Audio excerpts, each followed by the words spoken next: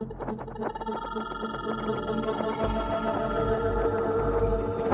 saw the city in the deep, deep distance that was dark green and all these lights flickering and clouds flowing over it. And this all started after tremendous geometric patterns that are incredibly rapid that you cannot describe to anybody. They're so fast. After those had slowed down, I saw this city in the deep distance. So I was sort of watching that, and then this ball of light goes right past me, right in front of me, like, what was that? It didn't scare me, except it was so close. After that, I started looking around. It's like you're in this place, and you're going, why am I in this place? And then I noticed that there was this woman off to my right with a real long nose. She had green skin. She was turning this dial, and I realized she was turning the volume of lights up and down on the city in the distance. And as soon as I looked at her, she noticed I was watching her. And she said, so what else do you want? I said, what else do you have?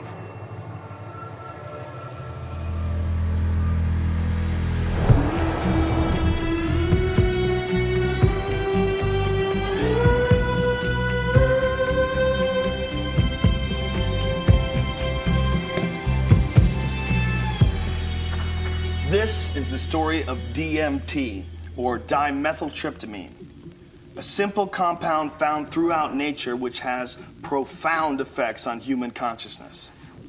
One of the things, besides what it does, one of the things about DMT that always fascinated me was the fact that it's such a simple molecule. DMT stands for dimethyltryptamine, N-dimethyltryptamine. If you actually look at the ring structure of DMT itself, you only have really 4 positions that you can attach things to. So you can make diethyl or dipropyl. There are some other types of carbon chains you can attach to that end that do give you compounds that have activity, but very different from DMT. It biosynthetically, it's 2 steps from tryptophan. Right, 2 trivial enzymatic steps from tryptophan. Well, tryptophan is an amino acid, of course, and it's everywhere. So all organisms have tryptophan, and all organisms have the 2 key enzymes that lead to the synthesis of DMT. And these enzymes are very ancient enzymes. They're all over the place. They're, again, part of basic metabolism. So theoretically, anything could synthesize DMT. DMT is astonishingly widely available in plants and animals all around the world, but so far nobody really knows why it's there or what its function is. That's a $64 billion question, is why is DMT in our bodies? Why is it in plants and all sorts of mammals? And what is the role it plays in humans? The conventional wisdom 30, 40 years ago was that these things had no real function. They were just sort of physiological noise, but that's a very naive understanding. And what we now understand is that these secondary compounds are, in a sense, the language of plants. These are messenger molecules. This is what plants use to mediate their relationships with other organisms in the environment. Why is it that human beings' central nervous system are wired to receive this experience? Must be that, there's important information to be learned. So I don't think it's universally present in nature by accident. It has a real function. We have co-evolved with these plants. There's a purpose and a meaning to it.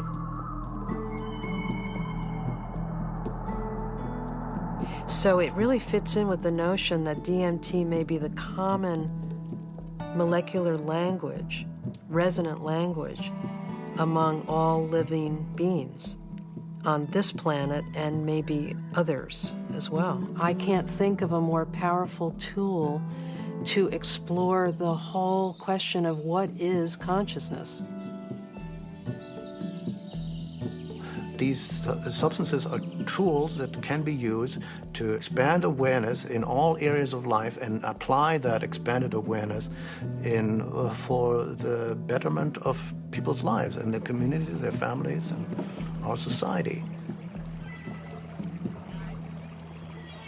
The good news is that there's a growing number of Westerners and actually intellectuals, scientists, artists, movers and shakers, filmmakers, and so on, who realize that this stuff is all too interesting just to go on keeping it swept under the rug. And meanwhile, the Inquisition was a long time ago. The birth of rationalism was a long time ago. At this point, there's no good reason, apart from bad habit, to keep up these barriers. With the help of two concepts that are traditionally opposed, science and spirituality, we humbly reintroduce psychedelics back into the cultural dialogue. DMT, the spirit molecule, it's a conundrum, it's a paradox. What the spirit is the inner world. The molecule is the external world. So the psychedelics or entheogens take us from the science to the spirit. I was drawn to the pineal gland, which is a very small organ in the center of the brain, which has always been an object of interest and even veneration for a lot of esoteric physiological disciplines. I thought, it wasn't totally crazy to presume a pineal site of origin of DMT. Which, fit in nicely with my theory that the pineal was somehow involved in naturally occurring mystical states. This hypothesis proposes that the pineal gland at certain times, when it's under a specific stress or stimulation, it releases a significant amount of this hormone, DMT, and it's that hormone that facilitates the entering and exiting of the soul in the body. This is what the Jewish sage mystics have been describing in a coded language for literally thousands of years. Through meditation, through fasting, chanting, any number of techniques, there might be a burst of endogenous DMT that was correlated with mystical and near-death experiences. And I had this theory that there is a big similarity between psychedelics and experiences that were possible with a lot of meditation. And that was one of the original findings that led me to start looking for a spirit molecule, for a compound in the brain that elicited mystical experience.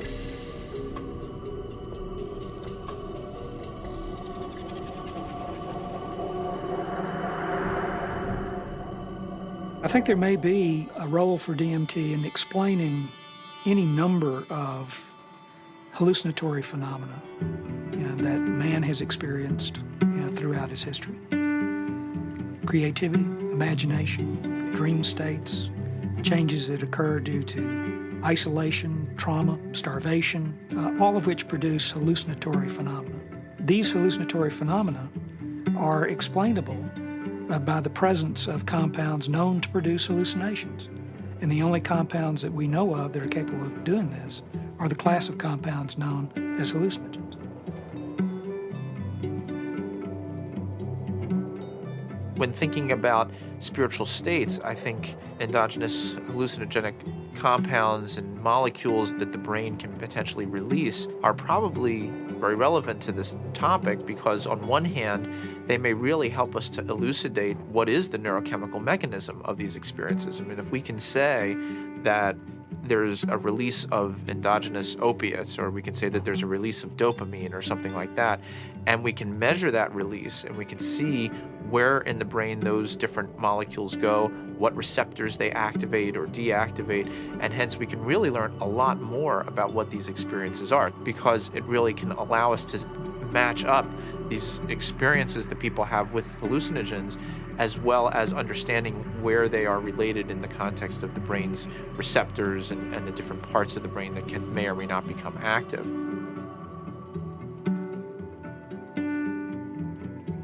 One of the other interesting things about the pharmacology of DMT is that it's actively transported into the brain. And so you have to wonder about the role of DMT in just everyday, normal, perceptual, activity. Too much DMT and things become very psychedelic, or, not enough, DMT in the brain can make things dull and flat and gray. There's something that, for me, makes sense about DMT. You called it the spirit molecule. It might almost be called, the reality molecule. Philosophically, it makes sense that something that would be so fundamental to the way we perceive reality would be imbued out there in reality.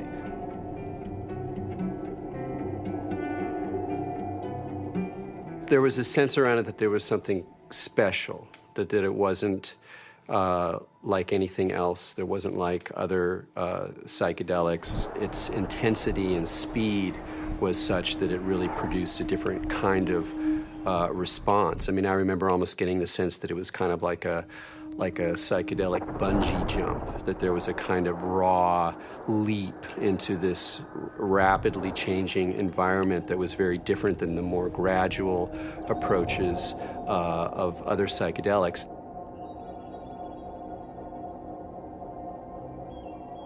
Smoke DMT is sort of like the drive-by shooting of psychedelics. You're in one place, bang, you're in another place, and then bang, you're back down. So it doesn't leave a whole lot of room for that narrative of who am I, what am I doing here, why am I in this space, what am I learning? It's almost like there was too much information to process in that few-minute span to integrate once you drop back down.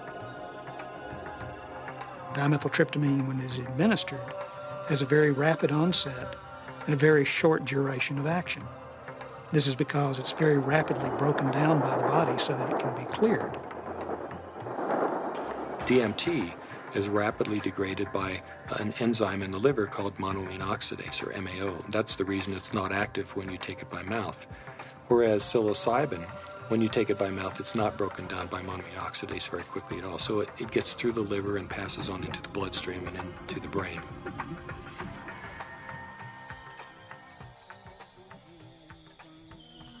Yeah, I'm very interested in ayahuasca. When I began my studies in the early 1990s, ayahuasca was just starting to make inroads into the West, but it's obviously become a lot more popular in the last 10, 15 years. And the visionary ingredient in ayahuasca is DMT. Through some amazing feat of pre-literate chemistry, the Amazonian natives stumbled upon or combined whatever. I don't know how they did it, but they found that one plant contains DMT and one plant contains an enzyme inhibitor. Combine them, you can drink DMT and it's orally active. So it starts working in a half hour, lasts for 3 or 4 hours. And you can, maneuver a lot more comfortably within that state than you can when you're just smoking it or injecting it. Orally active ayahuasca tends to pick you up and gently carry you into the space and hug you and embrace you and clean you and show you all sorts of mystical visions, and then it very gently brings you back down like you're floating on a feather back to the ground. As valuable as my DMT experiences have been, I feel that there's a lot more enduring value, really, in this folk technology, which stretches it out and makes it a navigable space. Our whole Western, European-derived tradition of distilling alcohols and isolating chemicals and making everything stronger and taking it out of nature and putting it into the biggest punch that we can, I don't think that generally that's the most useful way. I think there's a reason that cultures have learned to turn a 5-minute experience into a 5-hour experience. It seems to me that ayahuasca has had a plan and that it's reached out into the world and brought DMT into many, many thousands of lives in a much bigger canvas than it had reached for the last 10,000 or however many years. And it's done it very rapidly and it's done with form to go with it. And ayahuasca is much harder for the power structures that we have now. It's much harder for them to put down because it has been part of a legitimate religious and spiritual practice for thousands of years, certainly in the Amazon. And we can't just dismiss all that as primitive mumbo jumbo and superstition. We have to get to grips with that on its own terms.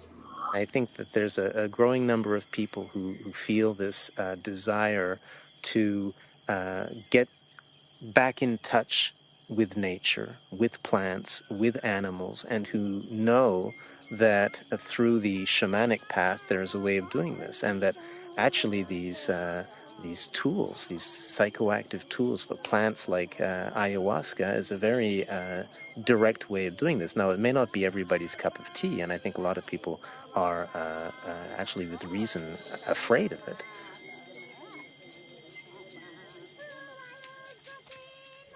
I think like a lot of people in my generation, I first heard about DMT through Terence McKenna. And it was a very funny way to become aware of such a powerful and interesting and anthropologically rich topic as a compound like DMT, because it really became more, it was almost more of a concept than something that people were necessarily taking.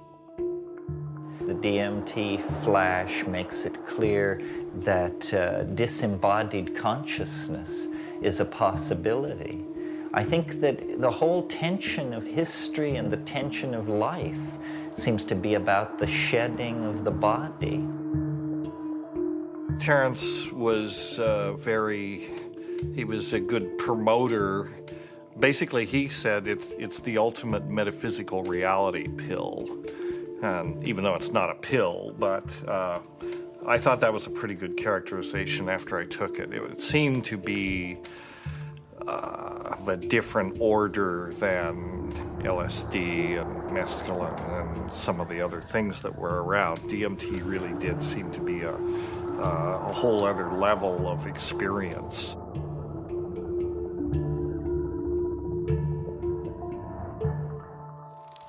I ask that you suspend any opinions, either negative or positive, about these compounds. Whatever you believe their value to be, they continue to have profound effects wherever we find their use, whether it's contemporary Western culture or in the Amazon rainforest. It was in the 50s that the ayahuasca churches started going public. You know, there was a kind of transition from the indigenous Indians in South America to the mestizo people in the cities, and then these churches, you know, the Santo Daime Church and then the UDV Church a little later, started doing ceremonies that would made ayahuasca accessible not just to Indians, but to urban people in the big cities in Brazil, who are as far from the shamans as we are. In the early 1990s, the UDV established a branch of their church in the United States. In the late 90s, the U.S. Customs Department, along with the DEA, intercepted a shipment of ayahuasca. The church protested the government action. They contended that it violated the Religious Freedom Restoration Act, and the case was heard in the U.S. Supreme Court. And in February 2006, their decision was announced, and it was a unanimous decision on the side of the UDV. Why is it that in the entire Western world, these substances that have been found to be so interesting by hundreds of cultures for thousands of years are prohibited? How did these cultures that consider themselves to be enlightened, democratic, and scientific get to declaring plants illegal? It can seem weird, but there's clearly something deep and revealing about the nature of these societies. Our society values alert, problem-solving consciousness, and it devalues all other states of consciousness. Any kind of consciousness that is not related to the production or consumption of material goods is stigmatized in our society today. Of course, we accept drunkenness, We allow people some brief respite from the material grind. A society that subscribes to that model is a society that is going to condemn states of consciousness that have nothing to do with the alert problem-solving mentality. And if you go back to the 1960s, when there was, a tremendous upsurge of exploration of psychedelics, I would say that the huge backlash that followed that had to do with a fear on the part of the powers that be, that if enough people went into those realms and those experiences, the very fabric of the society we have today would be picked apart, and most importantly, those in power at the top would not be in power at the top anymore.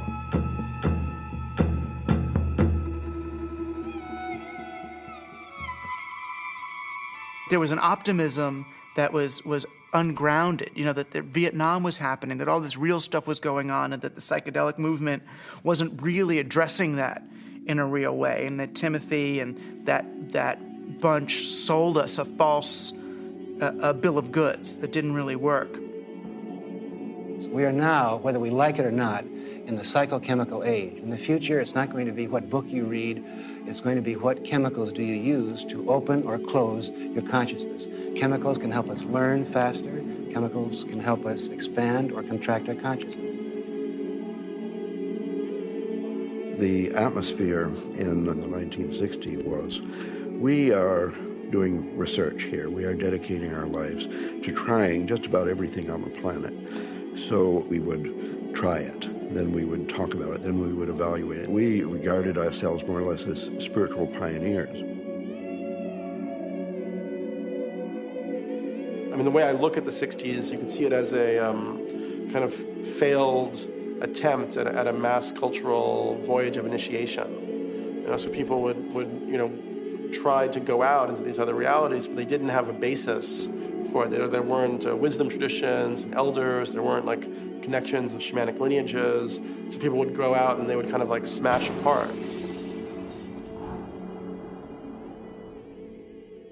Timothy Leary really so discredited a scientific approach to studying this because he started off doing interesting research and then got into advocating use in a way that was incredibly threatening. Culturally, we reacted, and politically, it became impossible to do this sort of research. Funding agencies didn't make resources available. Regulatory agencies increased the practical hurdles for initiating this kind of research. And I think people who had interest in research of this type largely were discredited because of their interest in the research. Social, political, scientific issues that came together pushed these drugs out of the scientific marketplace.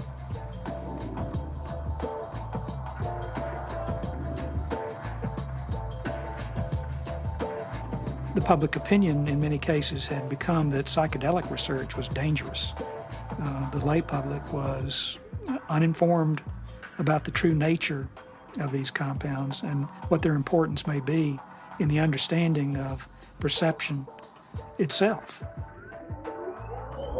One of the tragedies to me is that the clinical research on these substances pretty much stopped around 1970. And for me, it's especially tragic because I really believe that these substances played a major role in the development of our philosophy and thinking throughout the world. And what a lot of people don't realize is that psychiatry, up until the 50s, the field in general had no concept that neurochemistry played any role in emotion or behavior, which today seems really bizarre. And the discovery of LSD and its potent effects on the human psyche occurred almost contemporaneously with the discovery of serotonin as a molecule in the brain. And it was really when people looked at the structure of serotonin and compared it with LSD that they really began to think, maybe neurochemistry plays a role in brain chemistry and behavioral states. If LSD had not been discovered, I doubt we would have had any of the drugs we have, at least not as quickly as we do for treating depression and so forth. Once these drugs became abused and scandalized, psychiatry had to really work hard, to distance themselves from any valid scientific scientifically meritorious relationship with psychedelics. Being a psychiatrist and saying you want to learn or study about psychedelics, it's not that well received. And I made one mention one time and was discouraged from really bringing it up again for actually a number of years. For cultural reasons, the whole class of compounds got pulled off the clinical bench, and no research has gone on for 40 years. So scientifically, I can't imagine a more exciting area to be pursuing. How does one go about studying these plants and compounds? Plants and compounds which produce unimaginable experiences and appear to shed light on some of humanity's greatest mysteries. In order to answer that question, Dr. Strassman conducted the first human psychedelic research in a generation. One of the things that I had established early on was being able to discriminate between studies in the scientific realm and recreational use. But in the early 1980s, I reviewed all of that literature and could pretty well establish that if people were really carefully screened and supervised and then followed up, that the incidence of adverse reactions to LSD and related psychedelic drugs was extremely low. The drug or the compound or the chemical that seemed like the best candidate to sort of reopen the U.S. front on psychedelic research would be DMT. It was really, it was exciting for me because I thought this is the first study in a generation. And not only that, despite the fact that DMT had been used safely in earlier studies and it was this natural component of the brain, DMT is one of the most profound and potent psychedelics known. So it wasn't just an initiation of clinical research, it was a reinitiation of clinical research with an extremely potent drug. I was of the strong opinion that you could do these studies, and Rick agreed. So we had a number of discussions, and at some point the discussion came up, Dave, what if I do all this paperwork and spend all this time and get to the end of things and I'm ready to go and I can't get the DMT? And that was a real possibility because DMT, clinical grade DMT, wasn't a chemical you could just buy off the shelf somewhere. And I told Rick, if you get to that point and no one will make it, then I'll do it. And ultimately Rick got to that point and I made it. The design of the study was fairly straightforward. Give people DMT and measure as many variables as possible. I had to sort of anticipate a lot of objections that would come my way from the regulatory agencies that oversee this kind of research. So at that point began a 2-year process of dealing with not that many regulatory agencies, but fairly monolithic ones. One sort of a sidelight of the protocol was the involvement of a psychiatrist from UCLA named Daniel Friedman. He was kind of one of the grand old men of American psychiatry. And actually, he was one of the people who in the 50s and 60s got their start with psychedelic research. And the main thing that Danny Friedman told us was, don't even get close to psychotherapy. Forget about treating mental illness or alcoholism or anything. Forget that. That's where all the hysteria is. That's where all the fears get up. You're a scientist, Rick. Approach it as a scientist. Do basic, simple measurements. Look at heart rate, cardiovascular parameters. You won't get in trouble doing that. You can get it funded, and it's solid science. Rick did what he said, but then he still was able to get these, accounts of what happened. And that wasn't in the plan. That wasn't really what was proposed in the studies that were funded, and that wasn't what Danny talked about. But those were the spin-off that really made it interesting. Rick Strassman was advertising in some magazine somewhere about wanting volunteers for a particular study in a psychotropic, and I didn't really know I didn't know DMT from STP at that time. And I remember reading that and I'm thinking, oh my God, this is bad. I better get involved in this and make sure that somebody doesn't get hurt and that at least there'd be some sensitivity towards what this stuff is really about. I met Rick's research nurse at a party, and she heard me talking about that I had used peyote ceremonially, and she took me aside and said, there's something that you might be interested in. We're looking for subjects, volunteer subjects, for some unusual research. I was a little concerned that the study participants might be a little obnoxious. Maybe that's not the right word, but you know, people that were just seeking to do a lot of drugs, and they were very professional people. There were varying degrees as to how much hallucinogen use they had been through. It seemed like there were some people that it felt like they had made it their life mission to experience every kind of substance out there, and then other people who I think were just interested for their own personal growth and or curiosity. Once we actually got into the preparation for the actual trips, Rick asked me about roller coasters. Do you like roller coasters? You know, the sensation of going up really high and then slamming back down towards Earth. And I said, no, I hate them. They're horrible. And he said, not good. I just wanted to go with the experience, learn as much as I could, absorb as much as I could, and be humble to it. The idea of legally sanctioned psychedelics was just very compelling. Plus, you're in a hospital, so should you get that uncomfortable experience that you're dying, you're with doctors in a very safe environment from that point of view.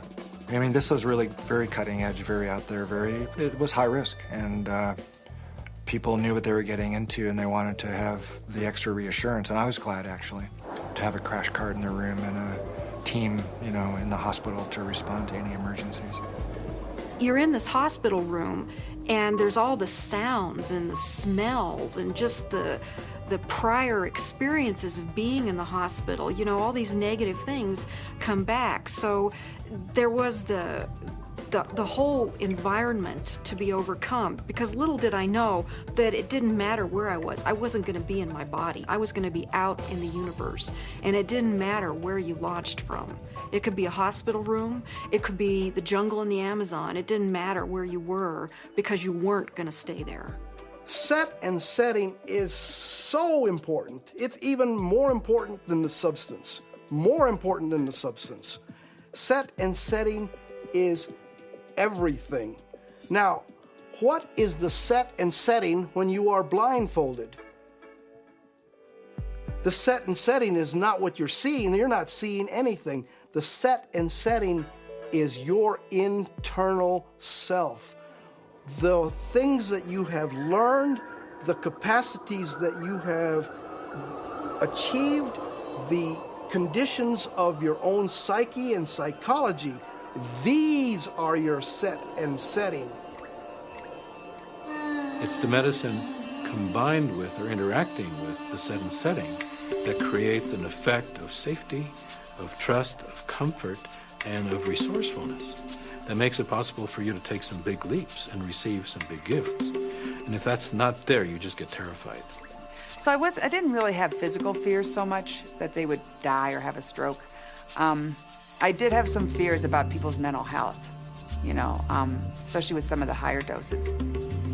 We gave one gentleman who had a lot of experience with the drug one dose, and he didn't think it took him far enough.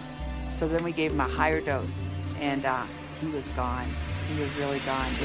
It reminded me of something from The Exorcist. I mean, he just boom, sat bolt up in the bed, and his eyes opened up, and they were completely dilated and black. And I almost thought he was going to turn his head completely around. And I remember looking at Rick, and Rick looked at me, and I thought, oh my God, he's gone. I hope he comes back. And he did. The countdown was like, you know, counting down preparing for your death, like waiting to surrender. And you'd feel the coldness, and the coldness just going through your veins, and it's really indescribable. It's hard to, you know, it's like ice going through your veins. And the next thing that would happen, besides my racing heart, is this burning sensation would happen on the back of my neck. I mean, this was reliable. This is like clockwork. This happened every time that you shot me up with DMT. And then there'd be a hum, and the hum would get louder and louder, and to the point where it broke apart everything that I was or knew. It was just this,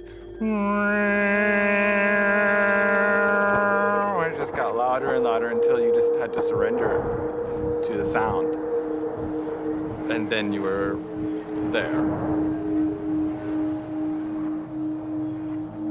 I would get a warm, full feeling, a golden feeling in my chest before it went to my head. And I'd feel this warm rod, about 1.5 inches in diameter, start growing up inside my central channel. It would come up and sort of slow, warm up my chest, go up through my head, and slow down and put tremendous pressure in my sinuses behind my eyes, and slow down. Start to grow and distend the skin behind my forehead about 1 inch, behind my hairline. And when it had, I was afraid it was going to pop my skin a few times because it was a very physical feeling.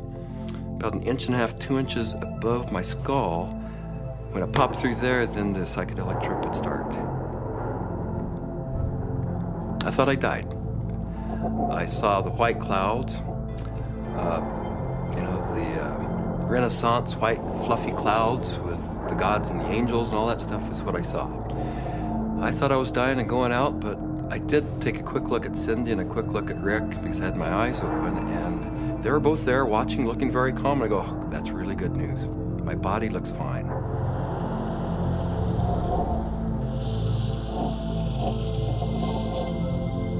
So I didn't know whether it was my birth I was re-experiencing, my death which was yet to come, because I know that time crumbles. The linearity of time is totally meaningless in these states. You are at the Godhead, the point where all time folds in on itself. More and more layers of my humanity start peeling off. Finally, the last almost the last layer, and I can't even describe what it is, but you have, at some reaches way in there, there is like the last layer of that which defines you as a human being, and it goes click. You are no longer a human being. In fact, you're no longer anything you can identify. There was no concept of time. It was so disorienting. I was so terrified. I have never in my entire life been so terrified to be blasted out of my body, to leave my body behind, to be going at warp speed backwards through my own DNA, out the other end, into the universe. And so I went right into this white light. As soon as I went into it, I lost any sense of being different, any sense of what I was doing, past, any sense of future. It was absolutely blissful and euphoric, and I just felt like it wasn't I. I was everything. I was the light. There was no sense of separation, no shadows, no differences, no past, no future. It was all present and white yellow light. Then I felt myself falling out of this light, and as I fell out of it, I could feel the light was like a glow, like the sun with flames coming out and lapping out, and I could already start to feel this tremendous separation. I reached across, and it was suddenly I'm in the universe, in this huge void, with these beings on the other side, and I put out my hands, and this incredible rainbow of pink light went between me and these entities. And I was trying to make it be like a white light, but it was this incredible pink light, this energy of love this capacity of love that we as human beings have, that I was trying to just send to them. This meteor-like trip through the infinite space of the interior consciousness is up pops the picture puzzle pattern door. And I'm now whizzing through this sucker like if it was nothing. I'm flying through it. But now I know what the picture puzzle pattern door is. The picture puzzle pattern door is the farthest reaches of your humanity. This is the doorway into what defines you as a human being. When you go past that, you stop being human. to a degree, and the further you get past this point, the further away you go from being a human being. But right here, this picture puzzle pattern door is everything. It's everything. It's what defines you as a human being. This picture puzzle pattern door is you. This is like the actual core of where all of reality is emanating from. This is where meaning comes from. Symbols were pouring out. They were intertwined. Every symbol and letter and in every language was pouring out of this point.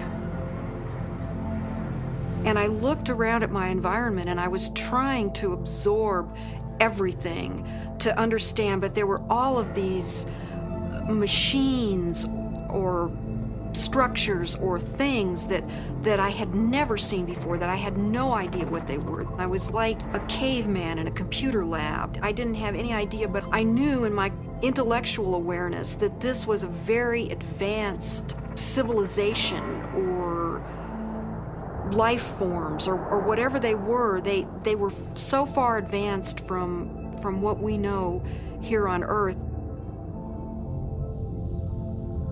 There's one state in it, I call it the hobby horses, and they're interlocking, reticulating, vibrating hobby horses. And I use that's what they seem like to me. They interlock and they form a visual pattern that seems infinite in scape. And then you're on the inside, outside, inside, every side. And so it's less possible to use, words sort of start to escape you. The texture of the space was very much like an animated Mexican tile. It seemed to be hyper vivid in color, in a Technicolor sense, but also very clay-like and earth, like with an earthen, pointing towards earth, but not really being of earth. And there was no I. There was just a sense of a witness being suspended in this incredible vaulted space, like a cathedral made out of stained glass of all imaginable colors. Unbelievable brilliance and saturation of color. Just this amazing pattern in this dome, this gigantic dome. It felt like the size of a small planet. And there were these winged beings. I don't remember exactly what they looked, but were like angels, something like angels, that were majestically kind of flying through the space. But there was something about the quality of how they were flying that was unique. I'd never seen anything like it. It was like, I don't know, the sense of another realm that was there. My sense was at some point, there was this implicit sense, this is the divine realm. This is the divine realm.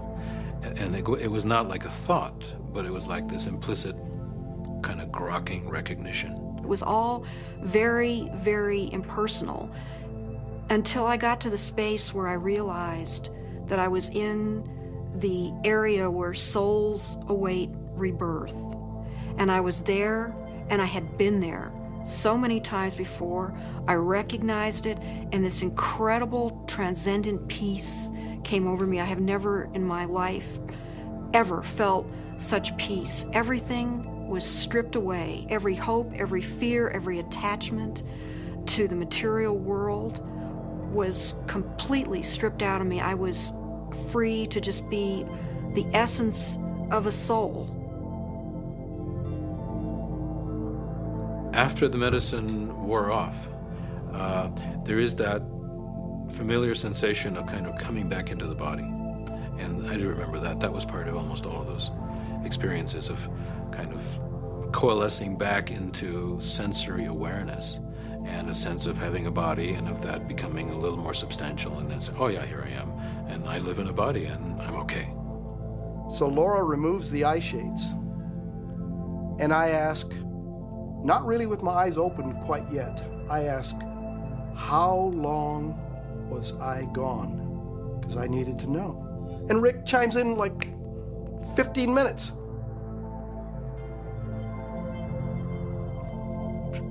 for a moment, I'm shocked. I'm like, you know, mind, you know, has to try to catch up, because now the whole cognitive dissonance of the experience has to catch up. I was gone for 15 minutes. 1,000 years of experience in 15 minutes.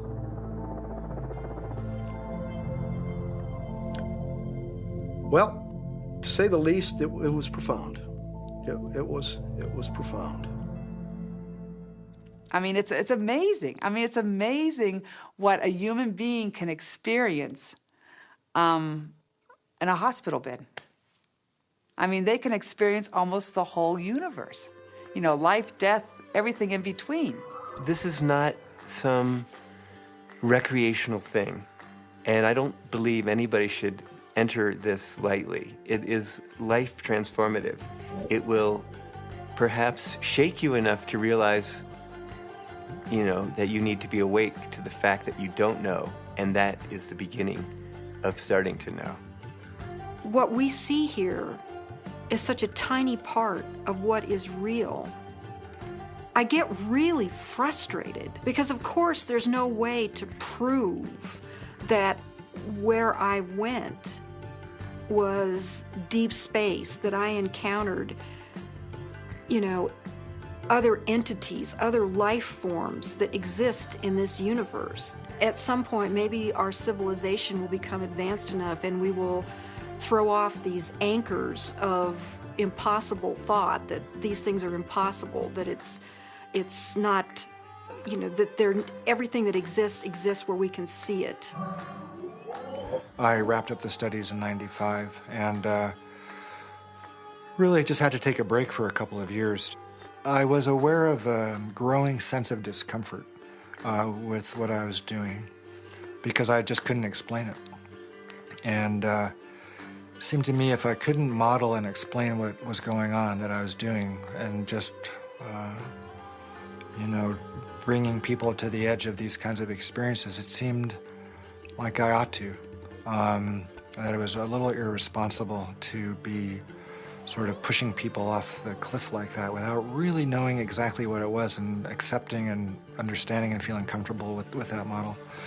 And, you know, I think what began dawning on me after a while once I stopped the study was that I was really dealing with a spiritual phenomenon. What do these experiences say about the nature of reality, the nature of our minds, or the function of our brain that we can so quickly shift into these alternate realities? Let's take a step back and consider how these experiences inform us about ourselves, our consciousness, and the symbiosis of the two. It started seeming to me that what was happening with DMT, particularly with respect to some of these reports of entering parallel or alternate or freestanding parallel sorts of realms of existence, is that indeed was what their consciousness was doing. The chemistry of their brain, which is the organ of consciousness, was being changed by DMT in such a way that they could then receive information that we weren't able to receive normally. Yes, there's the experiences from DMT and ayahuasca, and they have their function. But if we'll also look at what it enables us to see, it just rips that filtering mechanism away for a few minutes. And for a few minutes, you're immersed in sort of this raw data sphere of input, of sensory input, of memories, of associations. I mean, it seems like the brain builds reality out of these things, what you're experiencing, what you have experienced, and how you associate and synthesize these things together to tell yourself a story, essentially, about what's going on, where you are in space and time.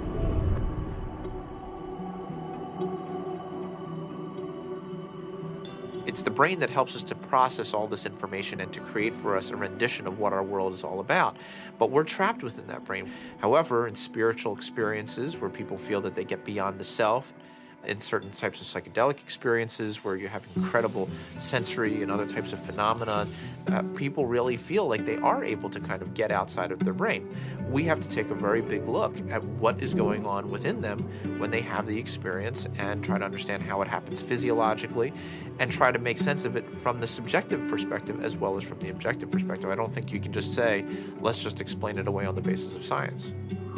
What I was doing early on when I was hearing these reports were interpreting them, calling them psychological or brain chemistry aberrations or whatever, that there was a part of the brain that was being dinged that was responsible for the alien appearance phenomenon.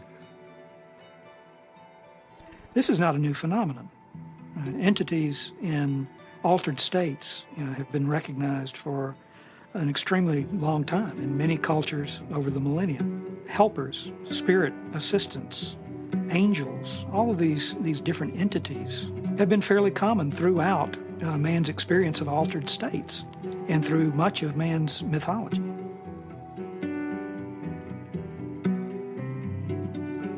I don't think it's out of the realm of possibility that people are in some way interacting with some sort of an intelligence or sentient being or something that exists at some level that's not in this three-dimensional physical plane. I'm looking at it from a sense of, okay, is the drug healing you? Is it helping you? Or is it giving you the tools? What are you bringing back?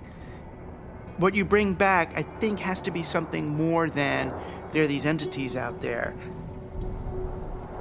The best psychedelic explorers are people who realize that even the truths they see on a trip are not truths, but new models, new what-ifs, alternative frames. Unless there is a map and a clear methodology, then one will just have a variety of different experiences.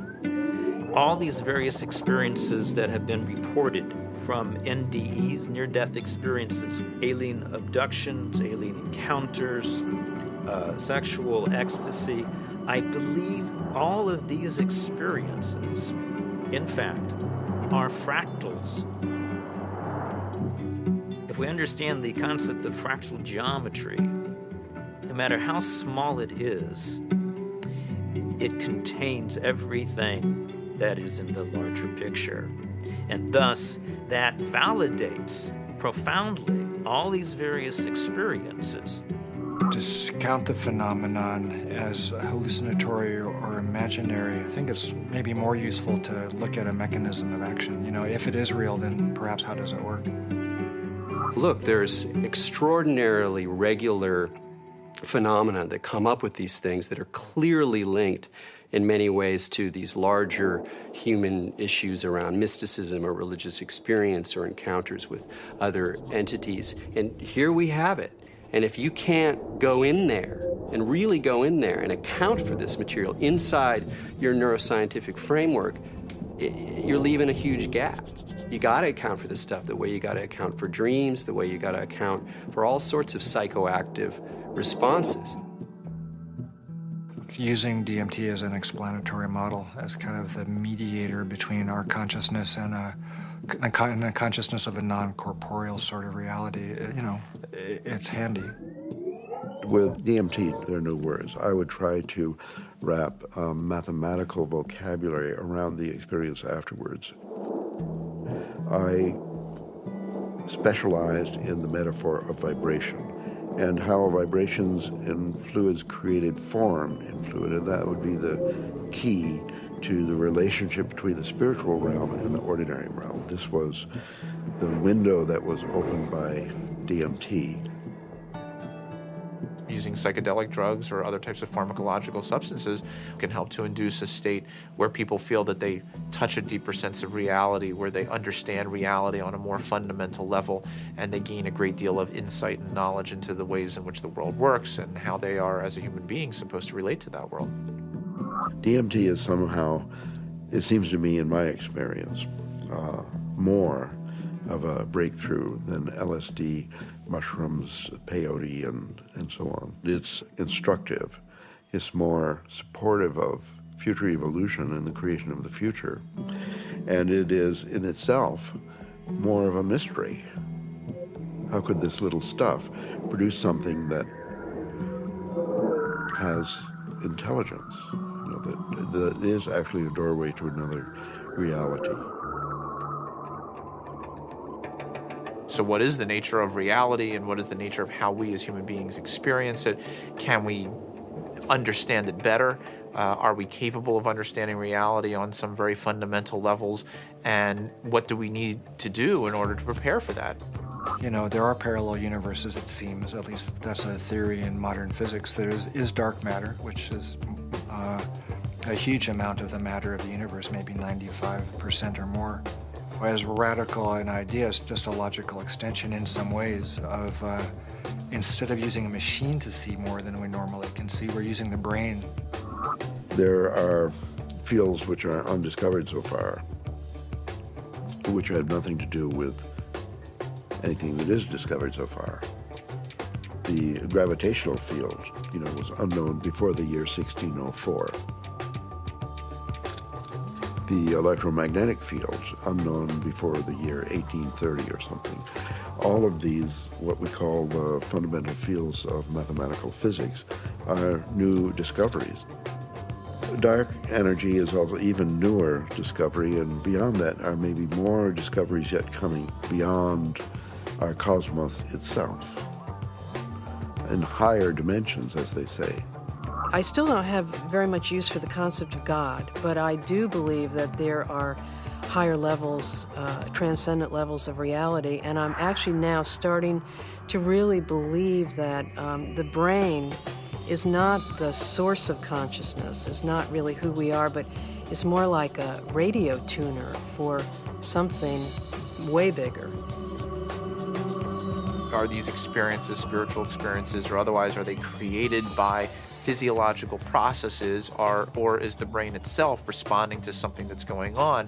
And the fact that somebody may actually find a way of turning on their brain to spiritual experiences, again, I'm not sure that that necessarily diminishes the reality or the realness of what those experiences are about.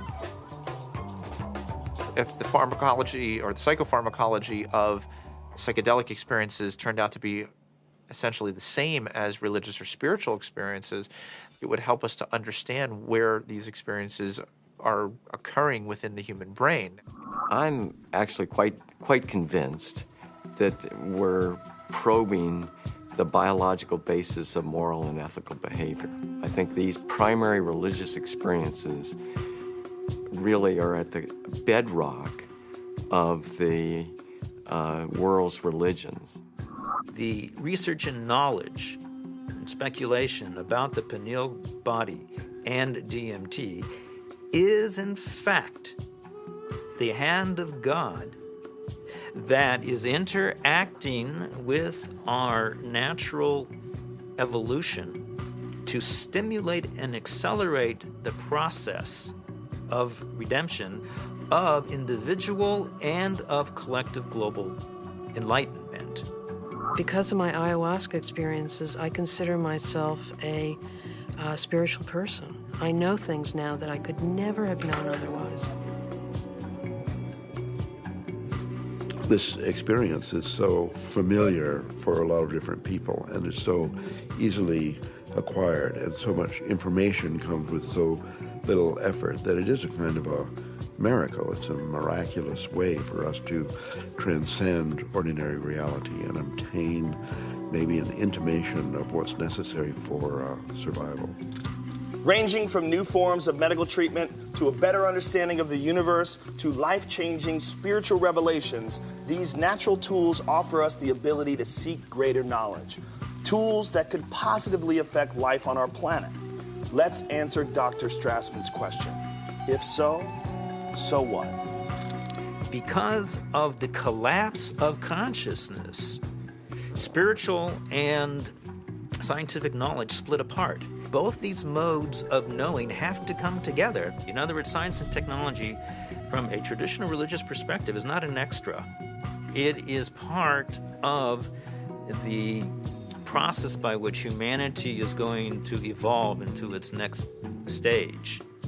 How do we find like the right form for psychedelics in the future? I mean, assuming that psychedelics are part of the human future, right? For that, at the moment, they're still, generally repressed and suppressed and illegal. If that were to change, how would we begin to construct a kind of system that would allow for a kind of rational and mature exploration of psychedelics? I think that the name of the game is to show science the pertinence of this somewhat outlandish realm. And it's not just crazy stuff. It shouldn't be considered as, let's say, not even worthy of interest or illegitimate. I actually think because it's declared off bounds, it just makes it interesting to start with. But one doesn't want to throw out the baby with the bathwater, and I think it's really important to stay faithful to science. What does it mean? Why is there a part of the brain that seems to be, for lack of a better word, a God detector? What's the evolutionary advantage to having some part of the brain that seems to, trigger and mediate experiences of the transcendent? The Kabbalah is revealing to us that the pineal body is actually the very edge of the higher dimension that is penetrating into our lower dimension, and it is located precisely in the middle of the brain. I can remember reading about Descartes, thinking that it was actually the interface between the spiritual dimension and the dimension of matter. And I remember studying that as a foolish idea from our history. And now it seems actually like a very interesting idea. What we are looking for out there is really in here. It is the doorway. It is the gate. So we focus on the transformative effect of the psychedelics. But it's also true that the reverse is true, that it requires transformation in order to embrace psychedelics. It's one of the tricky paradoxes of postmodernism that psychedelics both require and produce a transformative effect. We have severed our connection to spirit. That's what our society has done. It has sought to persuade us that the material realm is the only realm, and the only way we're going to recover is to reconnect with spirit. And I truly believe we need the help of the plants in order to do that. A part of our work is to respect these medicines and then to change the culture enough that people doing them can be respected and held, and not everybody needs to do them, not everybody should or wants to, but that it isn't pushed to the side. And so part of that does involve then research, because that's how in our reductionist society we validate things. With the passing of the years and the opportunity for sober reflection, I think there's a growing appreciation that there may be something to gain from studying these compounds, that there's a lot we can learn, and there may very well be treatment models, particularly for patient populations for whom conventional treatments are ineffective, for whom the psychedelic model, when utilized optimally, may provide great benefit. I think the most important thing that we could do right now that would be fairly straightforward to do is to ask and answer the question of whether ayahuasca could help people who have drug and alcohol abuse. And given that we know that DMT and similar alkaloids have a very strong effect on the same receptor sites that are involved in depression, and the notion that most people, in my experience, who use drugs and alcohol are self-medicating a deep depression or an anxiety. I've had permission now over the last few years to utilize psilocybin, which is the active alkaloid in hallucinogenic mushrooms, in the treatment of patients with advanced stage cancer who have anxiety. We're treating the anxiety, not the cancer. Now, psilocybin is 4-phosphoryloxy-NN-dimethyltryptamine. So obviously, from a chemical structure point of view, very similar to DMT. Ultimately, what I want to do is see these things used in the way that they were used traditionally, to heal people, help people. And right now, helping people come to terms with dying. It changes your whole relationship to your death, your impending death. Believe it or not, you're gonna die. And now, with this tool of having crossed over already, some of the fear around that will disappear. Now I'm beginning to wonder whether consciousness may actually survive biological death, that maybe the model that we've been working under in psychiatry and the behavioral pharmacology model is just wrong. It's backwards, actually. That consciousness is primary in the universe and matter is a result of. Utilizing substances like DMT or 5-methoxy-DMT may really help us prepare by practicing a transient dying experience. Thus far, we're observing very positive effects in regards to the nature of experience during the session and then subsequent effects on mood regulation and anxiety control, pain perception, and overall quality of life for cancer patients. By and large, our subjects do quite well in the time they have remaining. For those people who do come to terms with it, part of it is a recognition that these psychedelics open up a space that they weren't aware existed and sort of give them a vision of what could be past death, as well as a better perspective on the accomplishments they've made in life, a better feeling about what they've done in their own lives.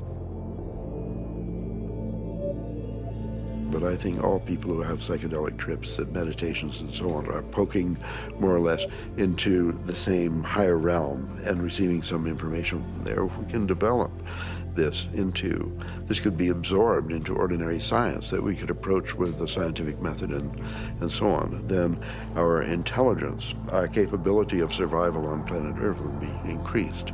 I mean, we're a dying species. We live on a dying planet. We're killing the planet. So our disease is extremely serious. And therefore, we're desperate to find new information, ideas, and so on that can transcend. We have to evolve. And I think our intellectual evolution may be predicated upon the psychedelic pioneers. It's so easy to change the world. I mean, and that's the kind of thing that you can see on psychedelics. If you don't get trapped in the beauty and awe of the psychedelic experience itself. You know, it's like looking through the chandelier of reality from a different vantage point. You know, you can now project through those crystals in another way, and it's beautiful. But, okay, now come back. Now come back. I think if I ever were to resume giving people psychedelics, particularly DMT, it wouldn't be just to kind of tinker with brain chemistry and just see what's happening. I think one of the things I also learned in the research is that you just don't want to give drugs and see what happens. That's a little, I don't know if callous is the word, but that's the first word that comes to mind. I think if you're really going to open people up like that, you need to do it for a purpose, not just for scientific curiosity. And I'd like to be helpful rather than just sort of smart or clever. To my mind, is this kind of two-edged sword of simultaneously opening up to the numinous world, to the world of messages, the world of spirits, the world of entities, and at the same time rigorously taking that material into the acid bath of neurology, into sociology, into the ongoing construction of reality. And that the wisdom that these things bring is this kind of very tricky mixture of authentic religious experience with gods and messages and clear signs, and a sort of remarkable mirror of the mind. The curiosity, perhaps the uniqueness of the human creature, is that we live in both realms. We have the ability for spiritual experience, and we have the ability for physical experience. The agenda of the spirit world, if there is an agenda, is to allow us to experience our full potential and to deliver our full potential. And maybe the choices that we are making right now as a civilization and a society rebound far beyond ourselves. And I think DMT is a forcible reminder that there's a lot more about reality, the universe, ourselves, the biosphere, whatever, that there's a lot more to it than we imagine.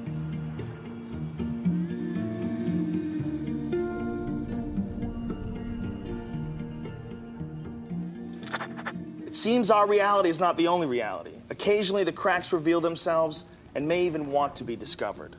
As humans, we are creatures that thirst for knowledge. We spend time, money, and infinite energy searching for it, in schools, in churches, in business, and in technology. Knowledge is power, and thus our greatest quest. Dimethyl-tryptamine, a molecule with a complex name and the simplest ability to unlock the door to another dimension, and perhaps, just perhaps, our future evolution.